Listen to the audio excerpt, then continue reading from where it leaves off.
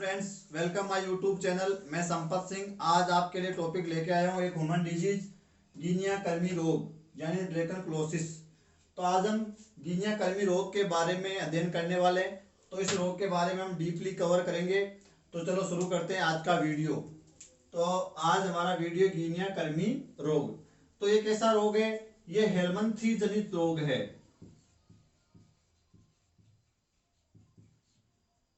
Helminths जनित रोग है ये। यानी हम देखते हैं कि रोगों को अलग अलग भागों में डिवाइड किया गया है कि बैक्टीरिया जनित, वायरस जनित। तो ये कैसा रोग है? ये हेलमंथीज जनित रोग है। पहली बात तो ये। दूसरी बात, ये जो गिनिया कर्मी रोग है उनको संक्रामक रोगों में शामिल किया गया है। संक्रामक रोग यानी इसका संक्रमण हो सकता है एक दूसरे में, तो ये संक्रामक रोग है। नेक्स्ट बात आती है इसकी कि ये जो रोग है वो किस जो कर्मी है, इसका जो वर्म होता है वो कौन सा होता है, या इसका जो रोग जनक है वो कौन है। तो रोग का रोग जनक यानी किस रोग जनक से ये होता है, तो ये क्या है? एक कर्मी संक्रमण है। ये कर्मी संक्रमण, तो कर्मी संक्रमण से होने वाला रोग है जिसका जो रोग जनक है उसका नाम होता है ड्रैकनकुलस मेडिनेंसिस। ड्रैकनकुलस मेडिनेंसिस। तो ये ड्रैकनकुलस मेडिनेंसिस नामक कृमि से होने वाला रोग है। तो इसका रोग जनक हुआ है ड्रैकनकुलस मेडिनेंसिस, और ये संक्रामक रोग है यानी इसका प्रसार एक दूसरे व्यक्तियों में हो सकता है। और ये हेलमंथीज जो रोग है उनमें शामिल किया गया, तो ये हेलमंथीज जनित रोग है। नेक्स्ट बात आती है इस रोग के अन्य क्या नाम है, अन्य क्या क्या नाम इनके जो है कि अलग अलग क्षेत्रों में प्रचलित है। तो इनको कई नामों से जाना जाता है, तो वो कौन कौन से हैं? यहाँ लिखा है गिनिया कर्मी रोग। ठीक है, तो एक कर्मी से होने वाला रोग है जो एक वर्म होता है उससे। तो इसको और क्या कहते हैं? गिनी कर्मी रोग, गिनिया या गिनी कर्मी रोग, या इसको कह सकते हैं आप जी यानी गिनी, कर्मी यानी आपका वर्म, और रोग यानी डिजीज यानी GWD भी कह सकते हो आप इसको, गिनिया वर्म डिजीज या गिनी या गिनिया कर्मी रोग। नेक्स्ट क्या नाम दिया गया इसको? बाला रोग। नेक्स्ट क्या नाम दिया गया है? नारू रोग। ज्यादा जो इसका प्रसिद्ध जो नाम है, प्रचलित नाम है, वो नारू रोग के नाम से भी इसको जाना जाता है ज्यादा। तो नारू, बाला, गिनी या गिनिया कर्मी रोग, या इसको कह सकते हैं ड्रैकनकुलस रुग्णता। ड्रैकनकुलस रुग्णता के नाम से भी इसको जान सकते हैं। तो इन अलग अलग नामों से ये जाना जाता है गिनी कर्मी, गिनिया कर्मी, बाला, नारू, ड्रैकनकुलस रुग्णता या ड्रैकनकुलोसिस। तो इन नामों से इसको जाना जाता है अलग अलग क्षेत्रों में। नेक्स्ट बात आती है कि इस रोग का हम कह रहे हैं संक्रामक रोग है, तो रोग का प्रसार कैसे होता है, संक्रमण कैसे होता है? तो रोग का प्रसार होने के लिए जो माध्यम होता है वो होता है दूषित जल। तो ये दूषित जल से फैलता है, दूषित जल का सेवन करने से। और दूषित जल में भी एक सूक्ष्म कर्मी होता है जिसका नाम होता है साइक्लोप्स।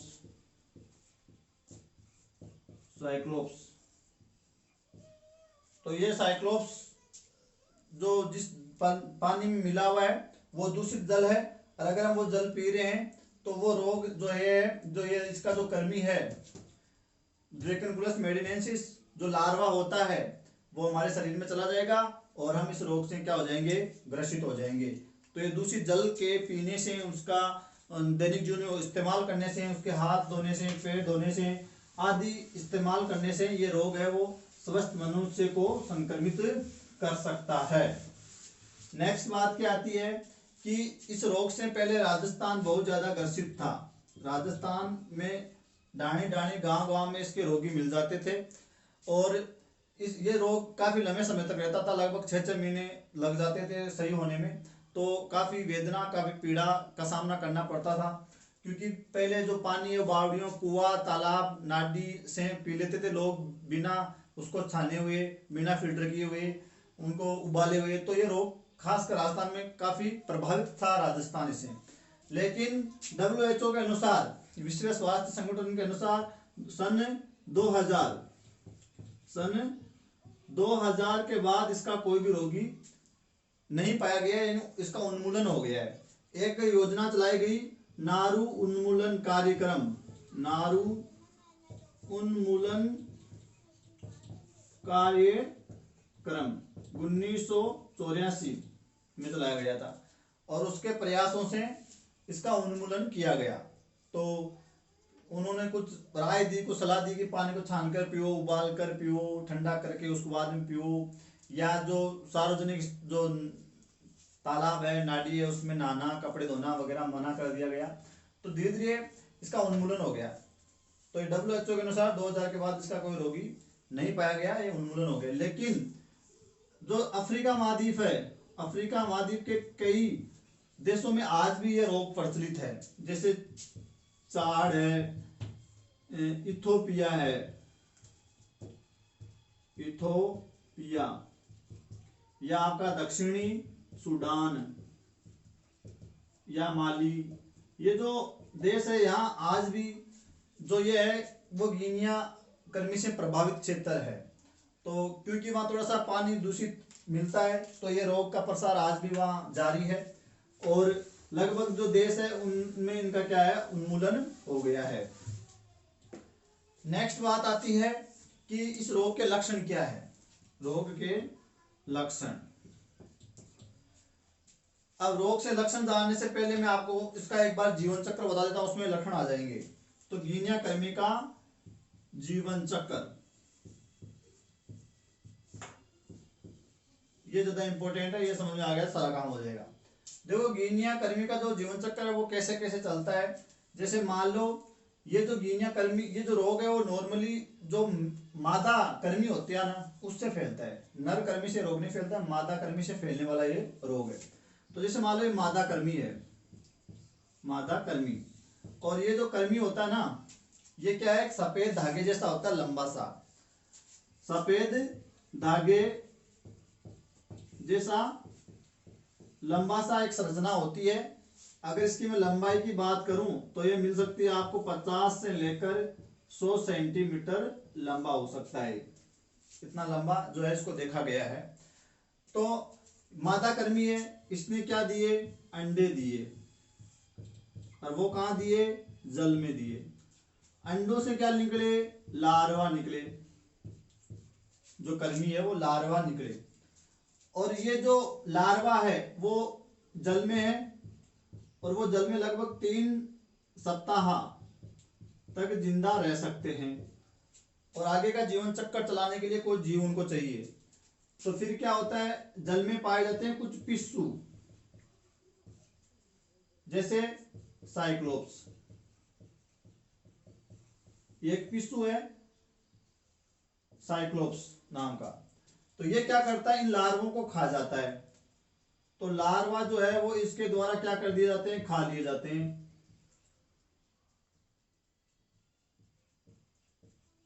ठीक है, तो ये लार्वा चले गए किसके, पिस्सू यानी साइक्लोप्स के शरीर में चले गए। पिस्सू जो होता है वो ऐसे कुछ होता है ऐसा। अब लार्वा आ गए इसके शरीर में, इसके शरीर में वो लार्वा लगभग 4 माह तक जिंदा रह सकते हैं।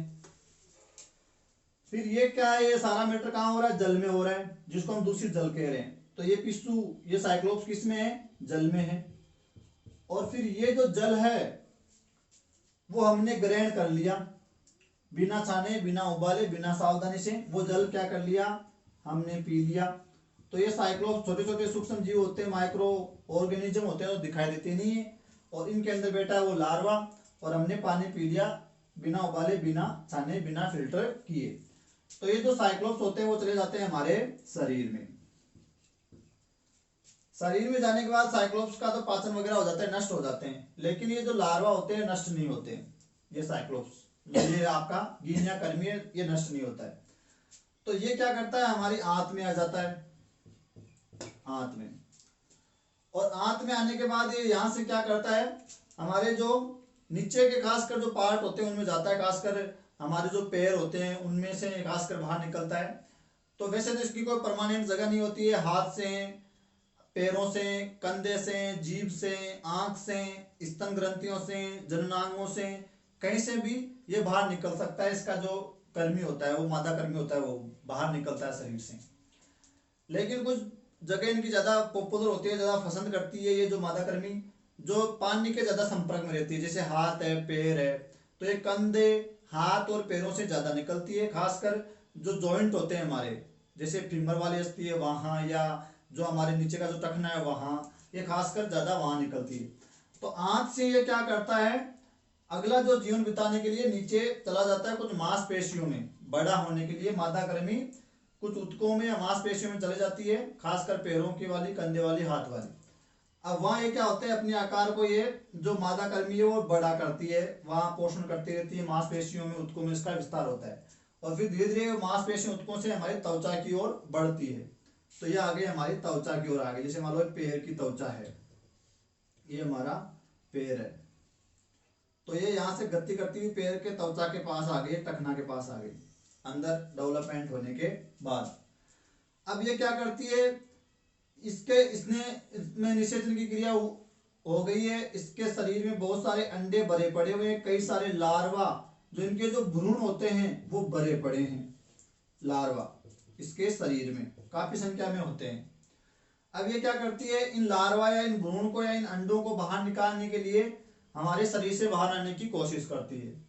तो ये क्या करती है, जब बाहर आने की कोशिश करती है तो इसके बाहर आने से पहले जो लक्षण दिखाई देता है वो क्या होता है, जी मचलाना, दस्त लगना, पेट में दर्द होना, चक्कर आना, एडिमा होना, ऐसे कुछ लक्षण होते हैं, तेज बुखार होना। और फिर क्या होता है, जो जहां से निकलने की कोशिश करती है वहां तीव्र दर्द होता है और खुजली होती है, खा जाती है, मीठी मीठी खुजली होती रहती है और दर्द होती है, वहां जलन हो जाती है, थोड़ी सी वहां वो सतह वो लाल लाल सी हो जाती है। तो फिर वो क्या करती है, हम वो जो व्यक्ति होता है संक्रमित वो उसको खुजाता रहता है, और फिर वहां एक फुंसी, एक फोड़ा बन जाता है, फोड़ा, और फोड़ा दर्द करता है और क्षेत्र वो लाल हो जाता है, फोड़ा जैसे फूटता है, ये जो कर्मी होता है वो अपना खासकर पीछे वाला जो सिरा होता है उसको बाहर निकालती है, क्योंकि पीछे वाले सिरे में जो लार्वा होते हैं या जो इनके अंडे होते हैं, जो इनके भ्रूण होते हैं वो ज्यादा जमा होते हैं। तो ये पीछे वाले सिरे को क्या करती है, हमारी त्वचा से इस फोड़ा फुंसी के जो छेद हुआ उससे वो बाहर निकालती है।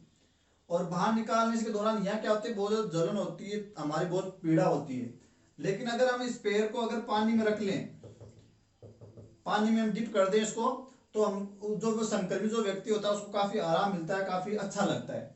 तो वो क्या करता है, पैरों को किसी पानी में डुबा देता है, जैसे तालाब में डुबा दिया या कहीं भी डुबा दिया, और वो पानी कैसे जैसे चला गया जो पीने का स्रोत है वहां। तो ये क्या करती है, जैसे पानी में डुबाया गया, और खासकर ये जो शरीर से बाहर निकलती है वर्षा ऋतु के आसपास निकलती है, तो चारों ओर पानी भरा रहता है, तो हम कहीं भी जो संक्रमित व्यक्ति है पैर डुबा देता है, और वो फिर वो वहां से तालाब में, नदी में, झरना में चला जाता है। तो जैसे पैर को डुबाया तो यहाँ इसका प्रस्फुटन होगा और ये भ्रूण और लार्वा वो पानी में प्रसारित कर दिए जाएंगे, मादा कर्मी द्वारा जो अंडे हैं वो कहाँ छोड़ दिए गए, वापिस जल में छोड़ दिए गए। तो इसका काम हो गया।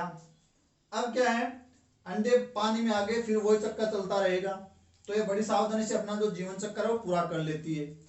अब ये जो बाहर निकली संरचना है, तो लक्षणों में मैंने क्या देखा, शुरुआत में तो वहां दर्द होती है, वहां जो बुखार है तीव्र, मितली आना, जी घबराना या पेट में दर्द होना या दस्त होना वो होते हैं। उसके बाद क्या लक्षण देखे जाते हैं, जहां वो बाहर निकलने वाली है वहां फोड़ा होती है, फुंसी होती है, और वहां दर्द होता है, खुजली होती है, मीठी मीठी खुजाने की इच्छा करती है। उसके बाद एक फोड़ा होता है वो फूटता है, और वो गिनिया कर्मी अपना जो पीछे का खासकर सिरा है वो बाहर निकालता है। तो ये लक्षण इनमें देखे जाते हैं।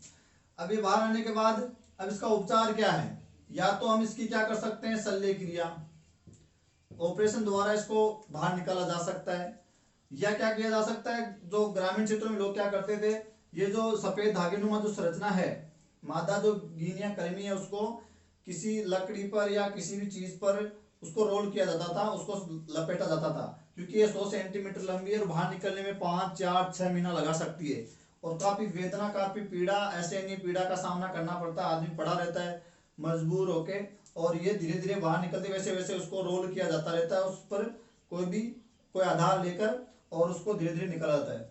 अगर ये टूट गई और ये मर गया अंदर, ये मादा कर्मी, तो वहां क्या है, उसका विषैला पदार्थ निकलने से क्या होता है, वहां गांठ बन सकती है, या बहुत ज्यादा जटिलता हो गई तो रीढ़ की हड्डी में क्या हो सकता है, गठिया हो सकता है, या पैरालाइज हो सकता है वो वाला भाग, वहां पक्षाघात हो सकता है। तो ये जीभ से निकल गया, आंख से निकल गया, या कहीं से भी निकल गया, तो वहां अगर ये अंदर रह गया, टूट गया, मर गया, तो ज्यादा जटिलताएं हो जाएगी। और अगर ये जिंदा रह गया तो ये यहाँ से फरार हो जाएगा और किसी दूसरे भाग से फिर वैसा का वैसा ही बाहर निकलने की कोशिश करेगा, तो एक व्यक्ति को बहुत ज्यादा दिक्कत हो जाएगी। तो इसको धीरे धीरे क्या है, उसको रोल किया जाता है और शरीर से बाहर निकाला जाता है, या उसको शल्य क्रिया द्वारा उसको बाहर निकालने की कोशिश की जाती है। तो ये इसके कोई परमानेंट जगह तो नहीं है, लेकिन वो कहीं से भी निकल सकती है। तो इस प्रकार उसको फिर क्या कर लिया जाता है, लपेट कर बाहर निकाल लिया जाता है। तो अब इस प्रकार वो बाहर हो गया, मुक्ति मिल गई, फिर वो फोड़ा फुंसी नॉर्मल हो जाता है, सामान्य हो जाता है। अगर विषैला पदार्थ ज्यादा टॉक्सिक वगैरह नहीं छोड़ते तो गांठ वगैरह नहीं बनती है और नॉर्मल हो जाता है काम। तो ये ऐसा अपना जीवन चक्र करती है, ऐसे कुछ लक्षण, ऐसे कुछ उपचार करके इससे बचा जा सकता है। साथ में बचाव क्या करेंगे हम, तो बचाव तो ये किससे फैल रहा है, दूषित जल से फैल रहा है। तो अगर अच्छा पानी मिल रहा है तो अच्छी बात है, अगर नहीं मिल रहा है तो पानी को पहले क्या करना चाहिए, उबालना चाहिए, उबाल कर और छान कर पीना चाहिए। और अगर फिल्टर करने की व्यवस्था है तो उसको फिल्टर करके पीना चाहिए। दूसरी बात, जो सार्वजनिक है, सार्वजनिक जो जल स्रोत है, वह नहाना, कपड़े धोना, उनको वर्जित होना चाहिए, कि वहीं नहा रहे हैं, वहीं कपड़े धो रहे हैं, वहीं उनमें पैरों को दबा के रखा है, हाथों को दबा रखा है, तो वो क्या है, अंडे या जो उनके लार्वा वो पानी में मुक्त हो जाएंगे और फिर वो पानी पी लेंगे तो वो दिक्कत कर देंगे। तो उसको छानकर, उबालकर, मजबूरी है तो ऐसा करना चाहिए, छानकर उबालकर फिल्टर करके पीना चाहिए। सार्वजनिक स्थानों की समय समय पर कैक सफाई वगैरह कर लेनी चाहिए। तो इस प्रकार हम इससे बच सकते हैं। तो ये काफी घातक और काफी पीड़ा देने वाला और काफी डरावना रोग था, बाला या गिनिया कर्मी।